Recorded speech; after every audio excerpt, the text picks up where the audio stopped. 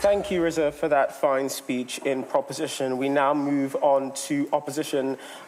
We are now joined by Tommy Curry. Tommy J. Curry is a professor of philosophy and holds the personal chair of Africana philosophy and Black male studies at the University of Edinburgh. His research interests are 19th century ethnology, critical race theory, and Black male studies. Tommy, you have the ears of the House. Thank you.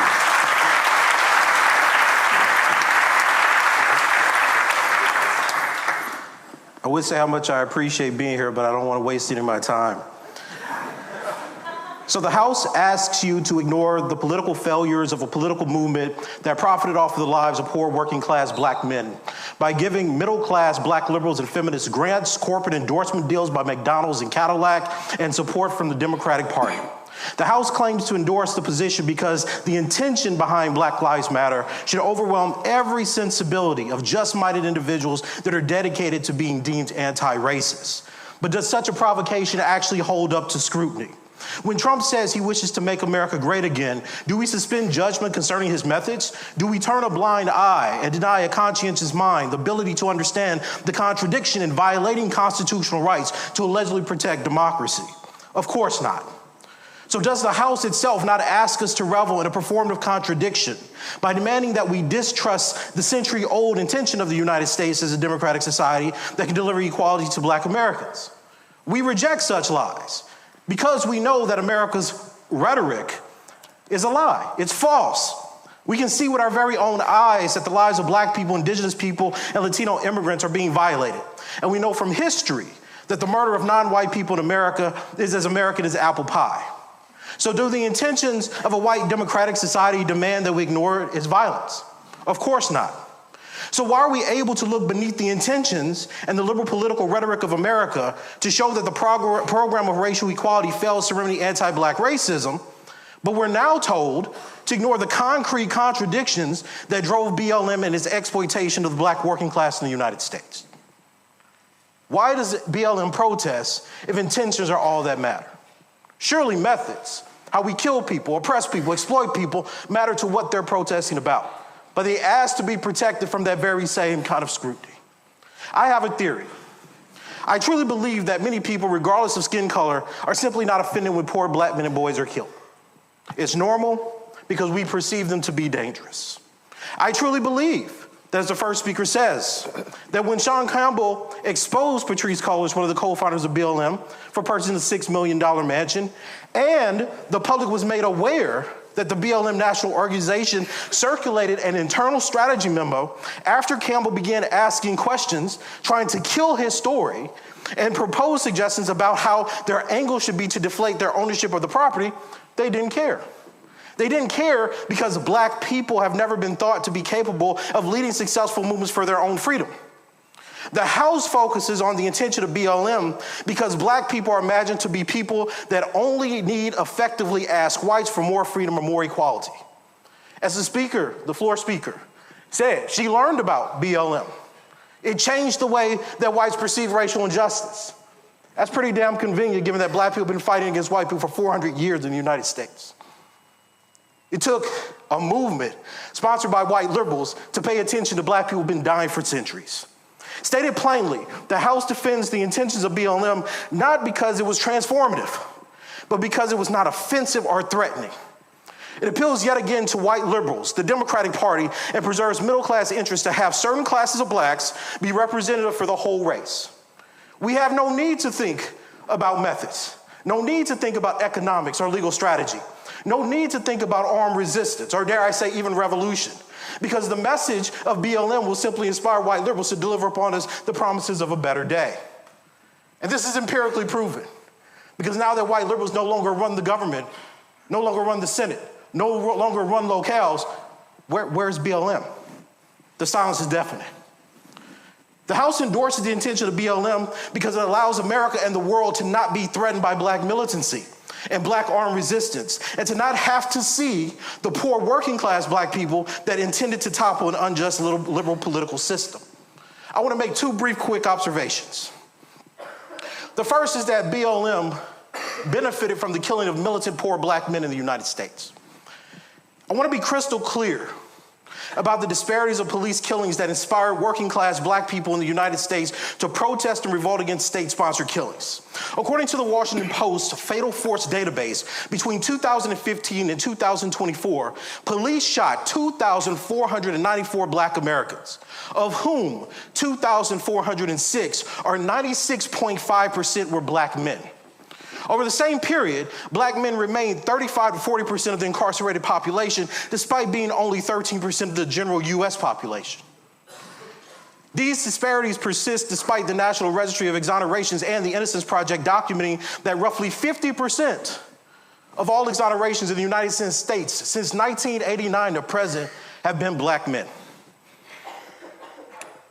Despite working class black men not being the face of the movement, they were killed and monitored by police and the FBI.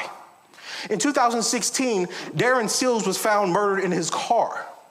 In a declassified FBI file, Seals, described by the FBI as, quote, a self-described revolutionary who has espoused somewhat militant rhetoric and has access to weapons, end quote, he was adamant that BLM profited from Black Death.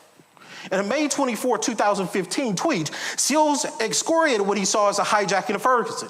He wrote that Black Death is a business. Millions and millions flowing through the hands of these organizations in the name of Mike Brown, yet we don't see any of it coming into our communities or being used to help our youth.